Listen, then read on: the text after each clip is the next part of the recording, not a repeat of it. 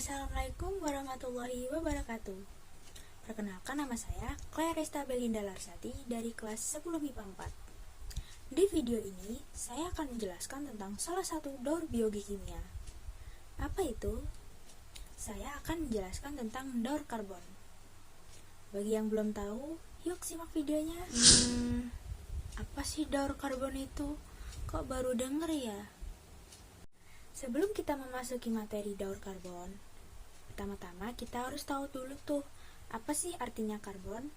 Karbon merupakan unsur alam yang terdapat pada bumi yang selalu melakukan siklus dari waktu ke waktu tanpa henti. Karbon ini merupakan elemen keempat terbanyak di alam semesta.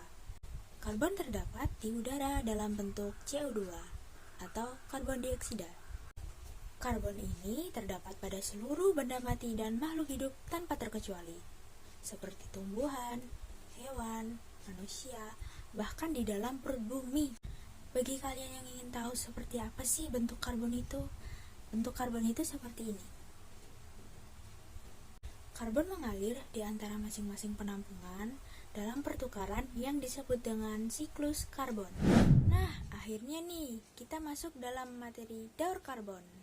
Siklus karbon atau daur karbon merupakan suatu pergerakan secara terus-menerus dan berkesinambungan dari satu area ke area lain, gunanya untuk mengubah karbon menjadi bentuk lain dalam beberapa tahap sehingga akhirnya karbon berubah menjadi bentuk semula. Di siklus karbon ini terjadi pertukaran antara geosfer, atmosfer, dan hidrosfer. Agar lebih mudah untuk memahaminya, saya di sini sudah menggambarkan daur karbon. Jadi, daur karbon ini dimulai dari pembentukan karbon dioksida atau CO2. Pembentukan CO2 ini ada beberapa macam. Ada yang dari aktivitas alam dan aktivitas organisme. Di aktivitas organisme, contohnya fotosintesis dan respirasi. Sedangkan pada aktivitas alam, contohnya erupsi gunung, emisi pabrik, dan asap kendaraan. Nah, CO2 ini nanti akan diikat oleh tumbuhan dan melalui proses fotosintesis. Dalam proses fotosintesis ini, tumbuhan akan menyerap karbon dioksida dan radiasi matahari, kemudian mengolahnya dan menghasilkan suatu karbon organik dan senyawa karbon yang bernama glukosa. Glukosa nanti ini akan diubah menjadi lemak dan disimpan di dalam tubuh tumbuhan. Karbon organik yang tersimpan di dalam tumbuhan ini nanti akan berpindah ke hewan melalui rantai makanan. Nah, di sini sudah ada contohnya, yaitu hewan herbivora, yaitu domba. Nah, hewan herbivora nanti ini akan memakan tumbuhan sehingga karbon berpindah dari tumbuhan ke hewan. Domba ini memakan tumbuhan untuk mendapatkan kebutuhan karbon dan kebutuhan makanan dan akan berlanjut sampai ke hewan karnivora. Setelah berlanjut sampai hewan karnivora nanti akan mati sehingga dia akan berubah menjadi organisme mati. Jasad dan kotorannya nanti ini akan diuraikan oleh organisme pengurai, seperti contohnya dekomposer.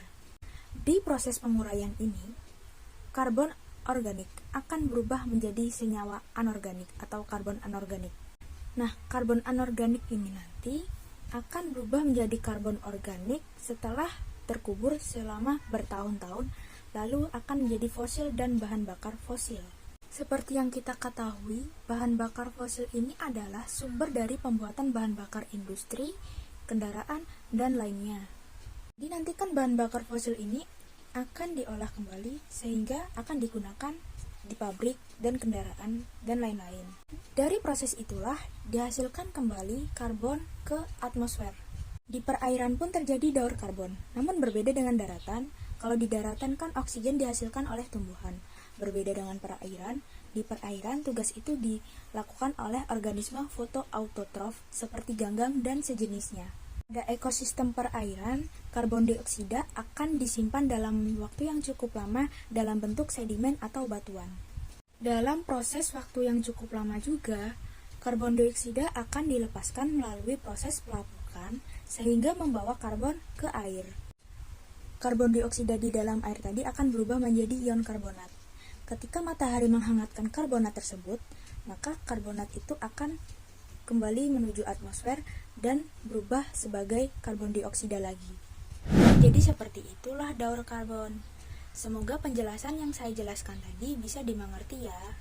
Jika ada kata-kata yang salah atau penjelasan saya kurang bisa dimengerti, mohon dimaafkan.